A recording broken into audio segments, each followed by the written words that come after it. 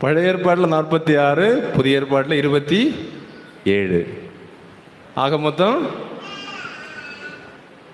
73.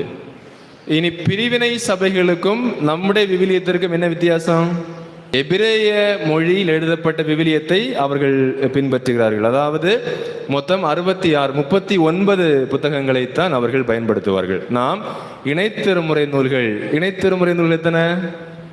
இணைத்திருமுறை நூல்கள் என்பவை கிரேக்க மொழியில் எழுதப்பட்டவை. சரியா? கிரேக்க மொழியில் எழுதப்பட்டது. கத்தோலிக்க திரு அவை அதில் வரக்கூடிய நல்ல காரியங்களை கண்டு, இப்போ தோபித்து ஒரு குடும்பம் எப்படி இருக்க வேண்டும் என்று நமக்கு சொல்லுகிறது. ஒரு குடும்பம், ஒரு தந்தை, ஒரு தாய், ஒரு மகனை எப்படி வழிநடத்த வேண்டும் என்பதை, கிறிஸ்தவ வாழ்வு, கடவுளுக்கு உகந்த வாழ்வு எப்படி வாழ வேண்டும் என்று தோபித்து சொல்லி தருகிறது.